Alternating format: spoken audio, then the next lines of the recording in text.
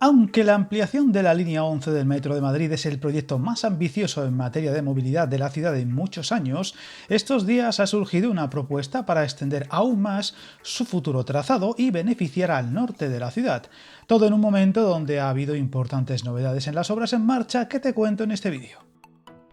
La idea es extender la línea 11 hasta Las Tablas y Peña Grande y parte de diversos colectivos de esta zona de la capital de España, cuyo respaldo en un reciente pleno en Fuencarral ha sumado un empuje muy destacable, una extensión que partiría de Valdebebas y constaría de varias paradas que llegarían hasta la Avenida de la Ilustración, parando en dos puntos de San Chinarro, Las Tablas Sur, Madrid Nuevo Norte, Valverde, El Ramón y Cajal y Herrera Oria. Una extensión que además tendría varias conexiones con otras líneas y reforzaría notablemente la movilidad de una zona que sigue en clara expansión urbanística.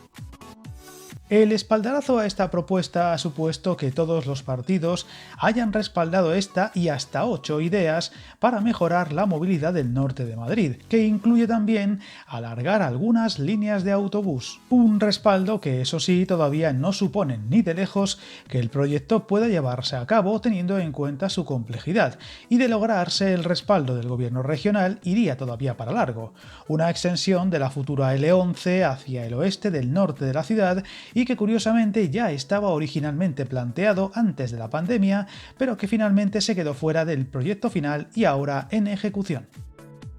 Viajar en tren nunca fue tan fácil. En trenes.com encuentra y reserva tus billetes de Renfe, Wigo, Irio y muchos otros países europeos. Vive experiencias únicas a bordo y recuerda, si vas sobre raíles, está en trenes.com.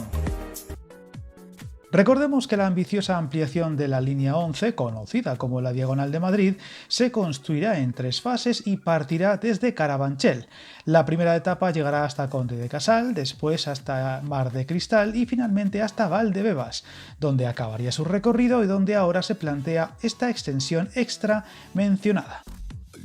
Los responsables de esta extensión respaldada por las autoridades más locales también reclaman otras mejoras en su transporte público, como crear una nueva línea de bus express que vaya de Nuevos Ministerios a Pitis a través de la avenida Cardenal Herrera Oria y calle Isla de Tabarca y que acceda a la plaza de Cuzco o a la calle Ourense por el túnel de Sor Ángela de la Cruz, lo que reduciría los tiempos de viaje desde Peñagrande a Cuzco a unos 15 minutos y a unos 25 minutos a Nuevos Ministerios, permitiendo prescindir a muchos usuarios del coche, así como cambios en diversas líneas de la EMT.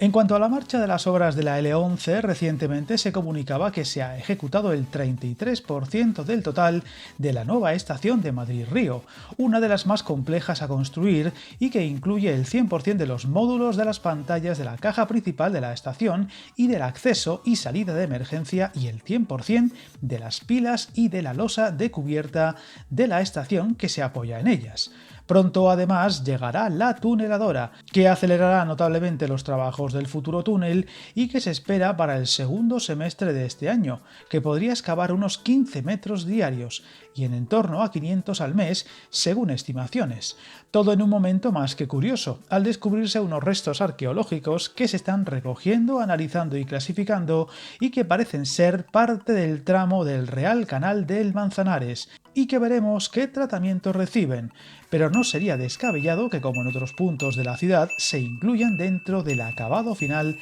de la futura estación. Veremos qué ocurre con la propuesta que hemos contado y el avance de estas obras, que seguro darán no pocos titulares para contar en diferentes futuros vídeos. Suscríbete al canal y recuerda, hasta el camino más largo se inicia con un primer paso.